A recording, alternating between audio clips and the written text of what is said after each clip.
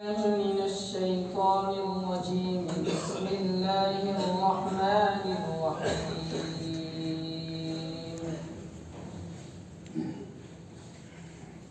لا تمدن عينيك إلى ما متعنا به أزواجا منهم ولا تحزن عليهم واخفض جناحك للمؤمنين وقل إني أنا النذير المبين. كما أنزلنا على المقتسمين الذين جعلوا القرآن عضين.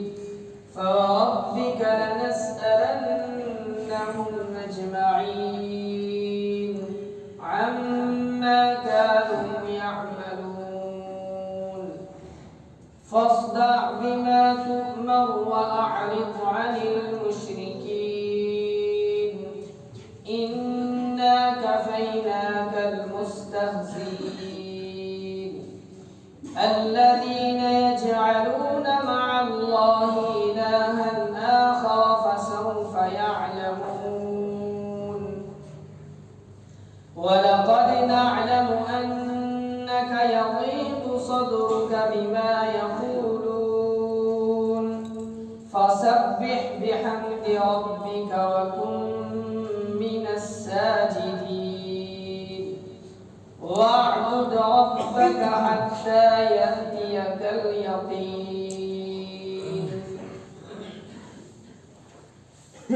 اور تم ان چیزوں کی طرف ہرگز آنکھ اٹھا کر بھی نہ دیکھو جو ہم نے ان کافروں میں سے مختلف لوگوں کو مزے اڑانے کے لیے دے رکھی ہیں،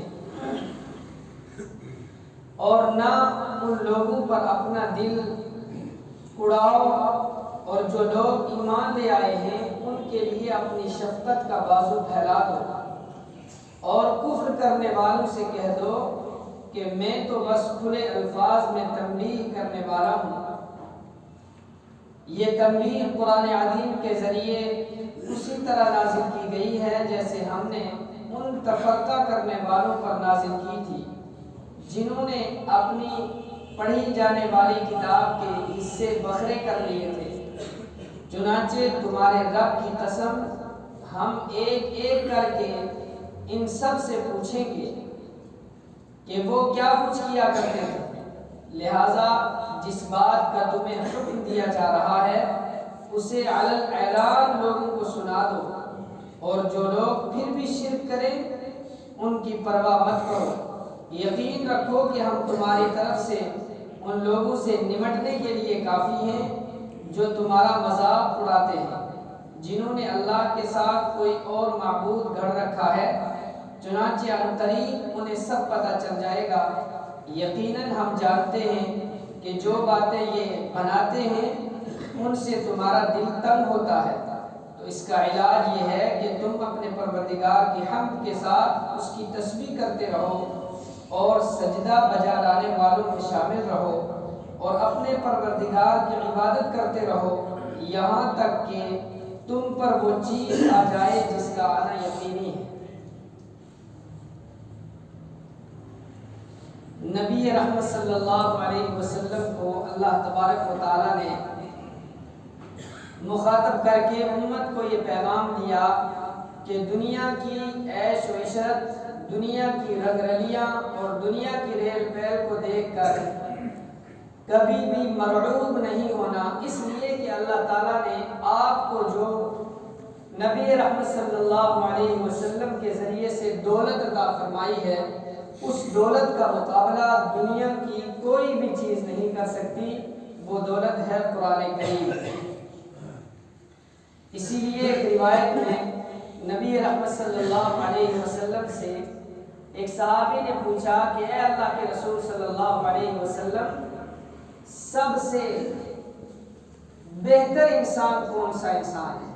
تو آپ صلی اللہ علیہ وسلم نے فرمایا الحال المرتحل، کہ سب سے بہتر وہ مسافر ہے کہ جو منزل پر پہنچنے کے بعد ٹھہرے نہیں، کوچ کر جائے۔ پڑاؤ نہیں ڈالے۔ اس کا مطلب کیا ہے؟ اس کا مطلب یہی بیان کیا محدثین نے کہ قرآن کریم پڑھنے والا مسافر ہے کہ جب وہ قرآن کریم ختم کرے تو پھر رکے نہیں، ایک دن کا بھی بیچ میں وقفہ نہ کرے، پھر سے اس کو شروع کر دے۔ اور اسی روایت کو سامنے رکھتے ہوئے آپ حضرات دیکھتے ہیں کہ رمضان المبارک میں جب قرآن کریم مکمل ہوتا ہے تو والناس پر ختم کے بعد مفلحون تک پڑھا جاتا ہے، وہ اسی روایت کو سامنے رکھتے ہیں۔ تو مومنوں کو اللہ تبارک و تعالیٰ نے یہ پیغام دیا کہ للچائی ہوئی نگاہوں سے دنیا کی کسی بھی دولت اور عہدے کو نہیں دیکھنا، قرآن کے ہوتے ہوئے، ایمان کے ہوتے ہوئے، دین اور شریعت کے ہوتے ہوئے۔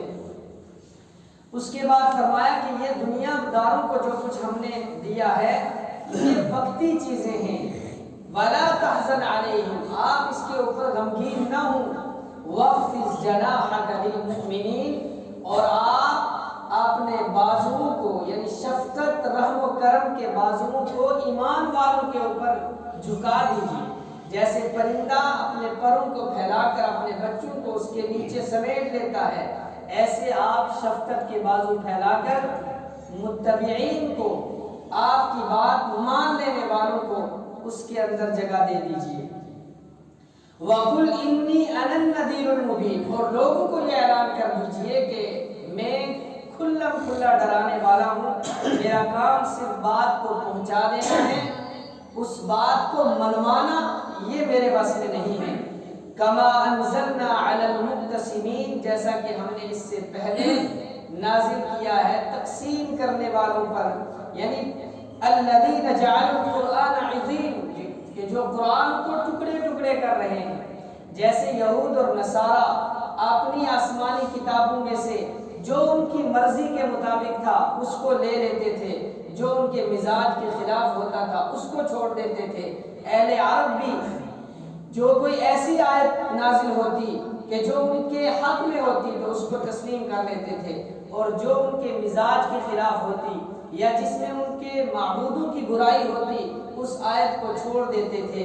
فرمایا ایسا نہیں چلے گا، فَوَرَبِّكَ لَنَسْأَلَنَّهُمْ أَجْمَعِينَ، اللہ تبارک و تعالیٰ نے قسمیں کھا کر فرمایا کہ آپ کے رب کی قسم، یعنی اپنی قسم اٹھائی کہ ضرور بھی ضرور ان سب سے پوچھا جائے گا، ان سب سے معلوم کیا جائے گا، عَمَّا كَانُوا يَعْمَلُونَ، کہ جو کچھ بھی یہ کرتے رہے ہیں، فَاصْدَعْ بِمَا تُؤْمَرُ وَأَعْرِضْ عَنِ الْمُشْرِكِينَ، آپ کو جو حکم دیا جا رہا ہے آپ اس کو پورا کیجئے اور مشرکین سے اعراض کیجئے، یعنی آپ کو جو اللہ نے پیغام دیا ہے، جو آپ کو اللہ تعالیٰ نے قرآن دیا ہے، آپ اس کو پھیلائیے، اس کی دعوت کو عام کیجئے۔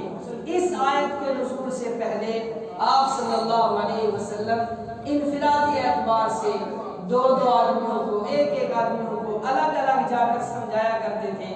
جب یہ آیت نازل ہوئی تو آپ صلی اللہ علیہ وسلم نے اعلان دعوت کا کام شروع کر دیا، اور اللہ تبارک و تعالیٰ نے فرمایا کہ اِنَّا كَفَيْنَاكَ الْمُسْتَهْزِئِينَ، کہ جو مذاق اڑانے والے ہیں، جو آپ کا پیچھا کرنے والے ہیں، جو آپ کو ایذائیں اور تکلیفیں دینے کی پلاننگ کرنے والے ہیں، ان سے مقابلہ کرنے کے لیے ہم تیار ہیں۔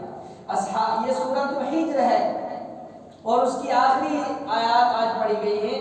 اس سورت کا خلاصہ کہ اس سورت کو اللہ تعالیٰ نے نازل کیوں کیا اور اس سورت کا نام سورۃ الحجر کیوں رکھا، وہ اس لیے کہ اصحاب الحجر جو تھے ان میں 9 بڑے بڑے سردار تھے، اور ان 9 کے 9 سرداروں نے مل کر یہ مشورہ کیا تھا کہ حضرت صالح علیہ السلام کو اور ان کے خاندان کو رات کے اندھیرے میں مل کر قتل کر دیں گے اور کسی کو پتہ بھی نہیں چلے گا۔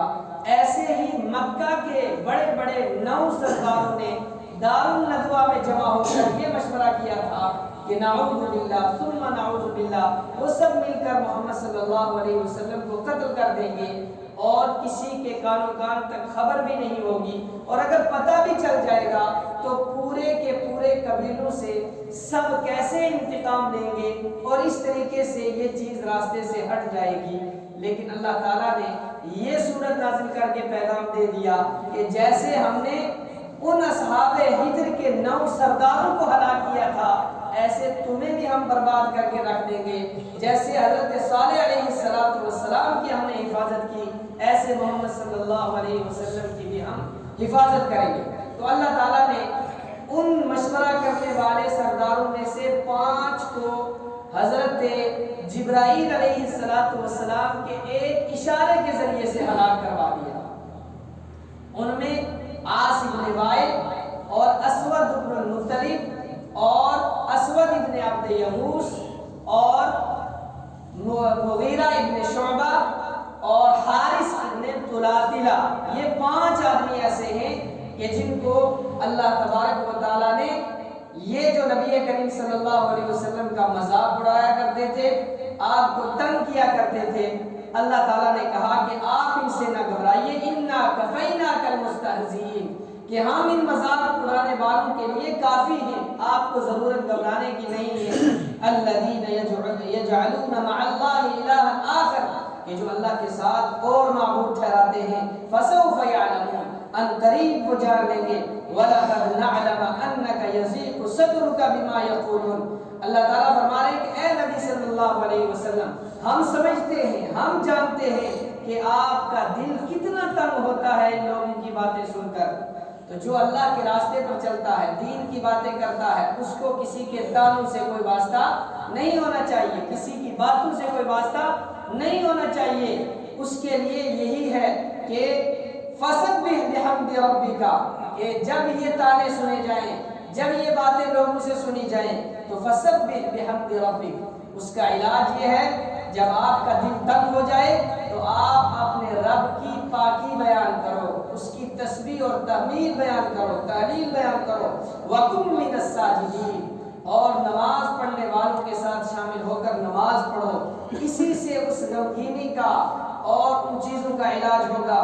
وَاعْبُدْ رَبَّكَ حَتَّى يَأْتِيَكَ الْيَقِينُ، اور اپنے رب کی عبادت اس وقت تک کیجئے یہاں تک کہ وہ چیز آپ کو پہنچ جائے جس کا پہنچنا یقینی ہے. اس سے مراد ہے موت، کہ موت ہر انسان کو آنی ہے. جب تک موت آتی تب تک شریعت کے کسی بھی حکم کو آدمی چھوڑ سکتا نہیں ہے. اس کا مطلب یہ نہیں ہے کہ جیسے ایک بیمار کو جب دوائی دی جائے اور جب بیماری ختم ہو جائے تو دوائی موقوف کر دی جاتی ہے، تو ایسے ہی جب پوری دنیا میں اگر لوگ سب کے سب ایمان والے ہو جائیں تو کیا جو علاج بتایا گیا ہے کہ سب کے سب اگر مومن ہو جائیں تو پھر تبلیغ کس کو کی جائے گی؟ تو جب سب کے سب مومن ہوں گے تو کیا تسبیح اور تحمید اور نماز چھوڑ دی جائے گی؟ فرمایا یہ اس وقت تک نہیں چھوڑنا ہے جب تک موت واقع ہوتی ہے. یہ بعض جاہل صوفیاء میں جو بات مشہور ہے کہ تصوف میں اور ایک اعلیٰ مقام ایسا ہے کہ جب انسان اس مقام پر پہنچتا ہے تو تکلیفات شرعیہ جو شریعت نے اس کو مکلف بنایا ہے ان چیزوں کی بھی معافی ہو جاتی ہے. یہ جاہلانہ سوچ ہے، اس کا شریعت سے کوئی بھی جوڑ اور ربط نہیں ہے. اللہ تعالیٰ سمجھنے کی توفیق عطا فرمائے. الحمدللہ رب العالمین والصلاۃ والسلام